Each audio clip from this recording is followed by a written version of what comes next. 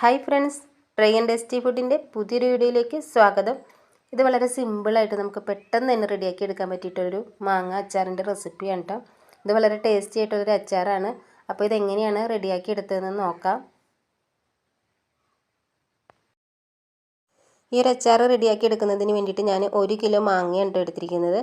ആ ഒരു മാങ്ങ കഴുകിയതിന് ശേഷം അതിലുണ്ടായിരുന്ന വെള്ളമൊക്കെ ഒരു കോട്ടൺ തുണി കൊണ്ട് തുടച്ചിട്ടാണ് കേട്ടോ ഈ മാങ്ങ കട്ട് ചെയ്തെടുത്തിരിക്കുന്നത്.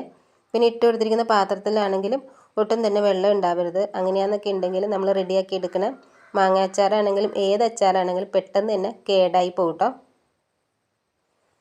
അപ്പോൾ ഇതിലേക്ക് ചേർത്ത് കൊടുക്കാനുള്ള പൊടി റെഡിയാക്കി എടുക്കണം.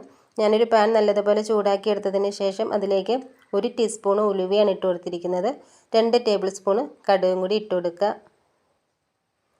ഇതിൻ്റെ ഫ്ലെയിം ലോ ഫ്ലെയിമിലേക്ക് മാറ്റി കൊടുക്കണേ. ഇനി നമ്മൾ ചേർത്ത് കൊടുത്തിരിക്കുന്ന ഈ ഒരു ഉലുവയും കടുകൊക്കെ നല്ലതുപോലെ നമുക്കൊന്ന് മൂത്ത് കിട്ടണം. ആ ഒരു ഉലുവയും കടുകൊക്കെ നല്ലതുപോലെ മൂത്ത് കിട്ടിയിട്ടുണ്ട്. ഇനി ഇത് ചൂട് മാറുന്നതിന് വേണ്ടിയിട്ട് ഒരു പ്ലേറ്റിലോട്ടായിട്ടൊന്ന് മാറ്റി വെക്കട്ടോ. നല്ലോണം ചൂട് മാറിയതിന് ശേഷം ഇതൊന്ന് പൊടിച്ചെടുക്കാം.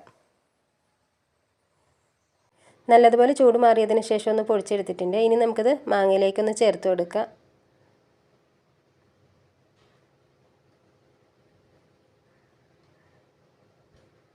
ഇനി മുളക് പൊടി ചേർത്ത് കൊടുക്കാം കേട്ടോ. 2 ടേബിൾ സ്പൂൺ എരിവുള്ള മുളക് പൊടി,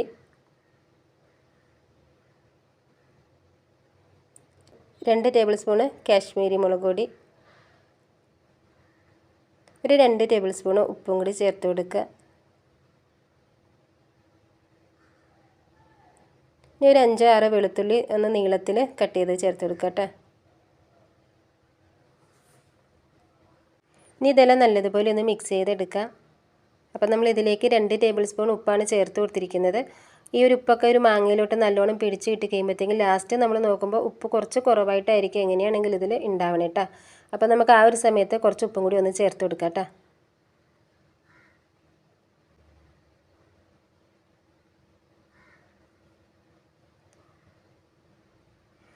അങ്ങനെ ഒരു പൊടിയൊക്കെ നല്ലോണം നമ്മൾ മിക്സ് ചെയ്തെടുത്തിട്ടുണ്ട്. ഇനി ഇതിലേക്ക് കുറച്ച് എണ്ണയും കൂടി ചേർത്ത് കൊടുക്കണം. അപ്പം ഞാൻ ഈ ഒരു അച്ചാറിലേക്ക് നല്ലെണ്ണയാണ് ഉപയോഗിക്കുന്നത്. 200 ml നല്ലെണ്ണയായിരുന്നു കേട്ടോ. 200 ml നല്ലെണ്ണയുടെ ഒരു കുപ്പിയിലുണ്ടായിരുന്ന എണ്ണ ഫുള്ളായിട്ട് അങ്ങ് ഒഴിച്ച് കൊടുത്തിട്ടുണ്ട്. ഒരു 1/2 ടീസ്പൂൺ കടുകും 1/2 ടീസ്പൂൺ ഉലുവയും കൂടി ഇട്ടിട്ടൊന്ന് മൂപ്പിച്ചെടുക്കുക കേട്ടോ. ഒരു 4-5 ഉണക്കമുളകും കൂടി ഒന്ന് മുറിച്ചിട്ട് കൊടുക്കുക. ആ ഒരു ഉണക്കമുളകും കൂടി ഒന്ന് മൂത്ത് വരുന്ന സമയത്ത് നമ്മളിതിൻ്റെ ഫ്ലെയിം ഓഫ് ചെയ്യണം കേട്ടോ. അതിന് ശേഷം ചൂടാറിയിട്ട് വേണം നമുക്കിത് അച്ചാറിലേക്ക് ചേർത്ത് കൊടുക്കാൻ. ഇനി ഈ ഒരു അച്ചാറിലേക്ക് ആ ഒരു എണ്ണ നമുക്ക് ചേർത്ത് കൊടുക്കാം. ഞാൻ ആ എണ്ണയിലേക്ക് കുറച്ച് കറിവേപ്പിലയും കൂടി ഇട്ട് കൊടുത്തിട്ടുണ്ട്. അപ്പോൾ കറിവേപ്പിലയൊക്കെ ഇട്ട് കൊടുക്കുന്നത് നമ്മൾ ഓരോരുത്തരുടെ ഇഷ്ടമനുസരിച്ച് ചേർത്ത് കൊടുക്കുക.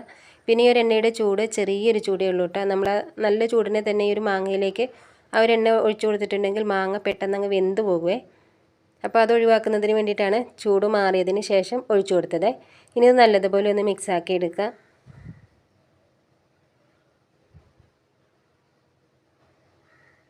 പിന്നെ നമുക്ക് പെട്ടെന്ന് തന്നെയൊക്കെ ഒരു അച്ചാർ റെഡിയാക്കി എടുത്തിട്ട് പെട്ടെന്ന് തന്നെ തീരുന്നതെന്നുണ്ടെങ്കിൽ ഇത്ര എണ്ണ ചേർത്ത് കൊടുക്കേണ്ട ആവശ്യമില്ല കേട്ടോ. ഒരു 2-3 ടേബിൾ സ്പൂൺ എണ്ണ ചേർത്ത് കൊടുത്താലും മതിയേ. ഇതിപ്പോൾ കുറച്ച് ദിവസം ഇരിക്കും. 1 കിലോ മാങ്ങയുടെ അച്ചാറുള്ളതുകൊണ്ട് കുറച്ച് ദിവസം ഇരിക്കാനുള്ളതാണ്. അതുകൊണ്ടാണ് ഞാൻ ഇതിലേക്ക് ഇത്ര എണ്ണ ചേർത്ത് കൊടുക്കുന്നത്. നമ്മളിതിലേക്ക് വേറെ വിനാഗിരിയോ കാര്യങ്ങളൊന്നും ചേർത്ത് കൊടുക്കുന്നില്ല. ഇതേപോലെ എണ്ണ ചേർത്ത് കൊടുക്കുന്നതുകൊണ്ട് ആ ഒരു അച്ചാർ കേടാവാണ്ടിരിക്കും കേട്ടോ.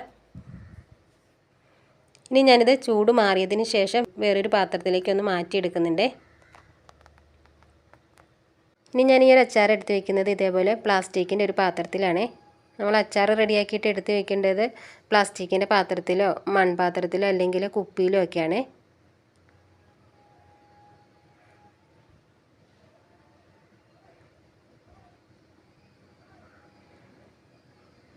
ഇനി ഒരു പാത്രത്തിൽ ഇതേപോലെ അച്ചാർ വെച്ചതിന് ശേഷം നമ്മളൊരു 5 മണിക്കൂർ ഇതൊന്ന് അടച്ച് വയ്ക്കുന്നുണ്ട്. അന്നേരം ആ ഒരു 5 മണിക്കൂറിന് ശേഷം ഞാനിതൊന്ന് നിങ്ങൾക്ക് കാണിച്ചു തരാം കേട്ടോ.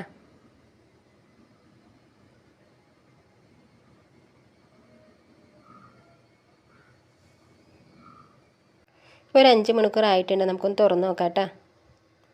കണ്ടോ, നിങ്ങൾക്ക് കാണുമ്പോൾ തന്നെ മനസ്സിലാവുണ്ടാവും ആ ഒരു അച്ചാറിൽ നല്ലതുപോലെ ഒരു ഗ്രേവിയൊക്കെ വന്നിട്ടില്ലേ. നമ്മൾ ചേർത്തിരുന്ന എണ്ണയും ആ ഒരു മാങ്ങയിലുണ്ടായിരുന്ന ആ ഒരു വെള്ളമൊക്കെ ഒന്ന് ഊറി വന്നപ്പോഴത്തേക്കും നല്ലതുപോലെ ഗ്രേവി ആയിട്ട് നമുക്ക് കിട്ടിയിട്ടുണ്ട്. ഒന്ന് മിക്സ് ചെയ്ത് നോക്കാം കേട്ടോ. നമ്മളൊരു അച്ചാർ തുറന്ന സമയത്ത് തന്നെ ഇതിന് നല്ലൊരു മണമുണ്ട് കേട്ടോ. ആ ഒരു കടുകും ഉലുവയൊക്കെ നമ്മൾ വറുത്ത് പൊടിച്ച് ചേർത്ത് കൊടുത്തിരിക്കുന്നത് കൊണ്ട് നല്ലൊരു മണമാണ് കേട്ടോ ഈ ഒരു അച്ചാറിന്. അപ്പോൾ ഇനി ഇതിൽ നിന്ന് കുറച്ചെടുത്തൊന്ന് ടേസ്റ്റ് ചെയ്ത് നോക്കട്ടെ കേട്ടോ. നല്ല ടേസ്റ്റ് ഉണ്ട്. അപ്പോൾ ഞാൻ ഇതിലേക്ക് വേറെ ഉപ്പൊന്നും ചേർത്ത് കൊടുക്കുന്നില്ല. നിങ്ങൾക്ക് വേണമെന്നുണ്ടെങ്കിൽ ഇതേപോലെ റെഡിയാക്കി എടുക്കുമ്പോഴത്തേക്കും കുറച്ച് ഉപ്പ് ചേർത്ത് കൊടുക്കുക കേട്ടോ. കാരണം ഞാൻ സാധാരണ എൻ്റെ കറികളിലെല്ലാം ഉപ്പ് കുറച്ചാണ് ഉപയോഗിക്കാറ്. അതുകൊണ്ട് ആ ഒരു വ്യത്യാസം എങ്ങനെയാണെങ്കിലും ഉണ്ടാവും. അപ്പോൾ നിങ്ങൾ റെഡിയാക്കി എടുക്കുമ്പോൾ അതിനനുസരിച്ച് ഉപ്പൊക്കെ ചേർത്ത് കൊടുക്കുക. അപ്പോൾ വളരെ ടേസ്റ്റിൽ റെഡിയാക്കി എടുത്തിരിക്കുന്ന ഈ ഒരു മാങ്ങാച്ചാറിൻ്റെ വീഡിയോ നിങ്ങൾക്ക് ഇഷ്ടപ്പെട്ടാൽ ലൈക്ക് ചെയ്യുക, ഫ്രണ്ട്സിനും ഫാമിലിക്കൊക്കെ ഷെയർ ചെയ്യുകയും നിങ്ങളുടെ അഭിപ്രായങ്ങൾ അറിയിക്കുകയൊക്കെ ചെയ്യാം കേട്ടോ. ഈ ഒരു വീഡിയോ നിങ്ങൾക്ക് ഇഷ്ടപ്പെട്ടെന്ന വിശ്വാസത്തിൽ ഇനി നമുക്ക് പുതിയൊരു വീഡിയോയിൽ കാണാം.